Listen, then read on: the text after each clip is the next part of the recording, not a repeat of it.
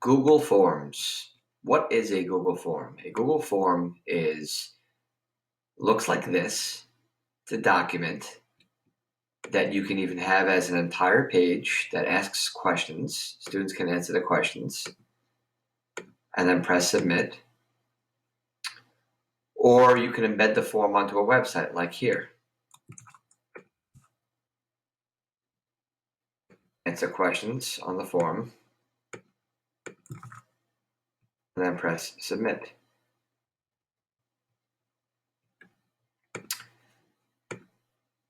Why would you want to use Google Forms? Well, basically, you can give students online multiple choice tests or any kind of test for that matter. There's also an add-on called Flubaroo that will grade the multiple choice tests for you. That I'll go over that in a class I'm teaching about add-ons. And it's just great for student feedback. I give Google Forms all the time in my Google Classroom for feedback on their opinions on projects that we've done. I give it for them to vote on each other's projects to make it competitive to see who did the best, let's say, digital video or who made the best political cartoon. They can vote using Google Forms. It's great for peer reviews. You can use Google Forms for students to review each other's work. And the good thing about Google Forms is you get all of the responses, a summary of the responses in a nice, clean area right here, or you can get the summary of the responses, detailed responses on a spreadsheet. Okay? So let's get started. How do you make a Google form? Go to your Google Drive. Click the New button.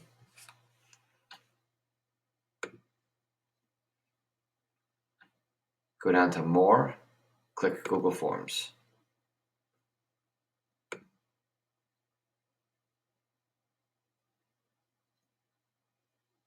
Okay.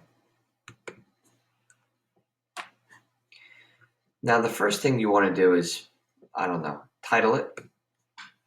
Call this sample form. Okay. And there are two basic areas we're looking at. Questions, and we're writing the questions and making the form in this area, and responses. We'll talk about that later. So now we're building the form. These are things you can put on the form. You can add questions. You can add a title or a heading. You can add an image and then put questions about the image, a video, which is really cool, and put questions on the video, like a YouTube video, and section breaks. You can also edit the theme up here. So that's what we're going to start by doing that. So we're going to go all the way down to the image button. These are different categories of themes. We'll pick food since I'm hungry, and the steak since I like steak. And now we have a theme. So now we're building the form and we're adding questions. This blue line right here tells us what we're looking at. So the first question, there are about 7 different types of questions. 1, 2, 3, 4, 5, 6, 7 different types of questions, plus a date and time question. So the first question we'll put is first name. Okay. We want that to be a short answer question. And we can make it a required question by pressing that. Very good.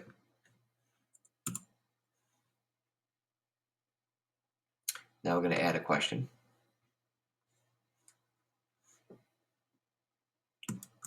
What is your favorite food? We'll make this a multiple choice.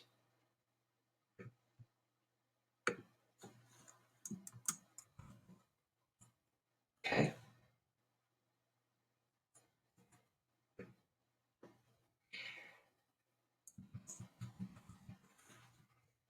And you click Add Option to add your other options. Okay. And you could also put Add Other. and that's like a fill in the blank. If they click other, they have to type their message in. So that's multiple choice. You can make it a required question here. Also for multiple choice, you can have them go to a different section of the form based on an answer. And you can shuffle the option order for each question on a different test. That's good if you don't want students to cheat. So we're done with that. We can also shuffle the order just by clicking that and dragging it. So when we're done, we're going to add another question. This time we'll do a paragraph text in a short essay about summer plans. Okay, and what's good about this is, again, we can hit more options, and for each question you have a choice to do hint text, give them a hint. It's almost like giving a description.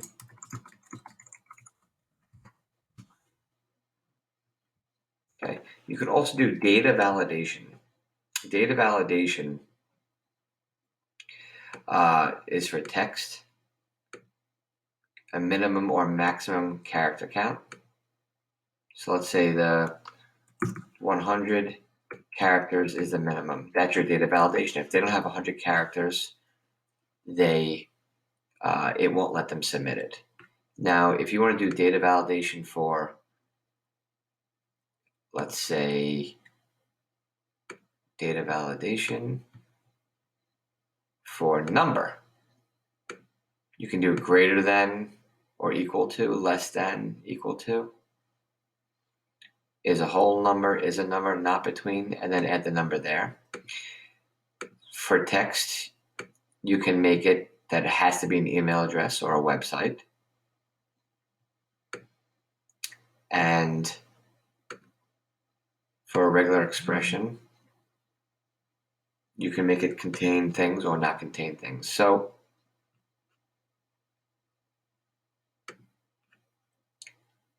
data validation is a very, very good tool for you to use when you're making up these questions. So now we have a short answer, a multiple choice, a paragraph. Now let's go through each type of question. Now we're going to make a checkbox one. Checkboxes are good because you can pick more than one answer. So choose the foods you like. Check all that apply. One means chalk, burritos, hot dogs. Okay. So for this one, they can check more than one. We'll make it required. Another thing we can do is duplicate a question or delete one. So let's say we wanted to duplicate one, like first name. We'll press duplicate, and we'll just edit it and say last name.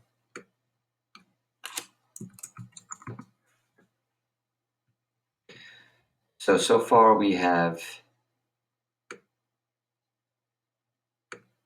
short answer, paragraph, multiple choice, checks boxes, and drop down. Drop down is going to be similar to multiple choice with the different options. Option 1, 2, 3, 4. You can do as many drop downs as you want.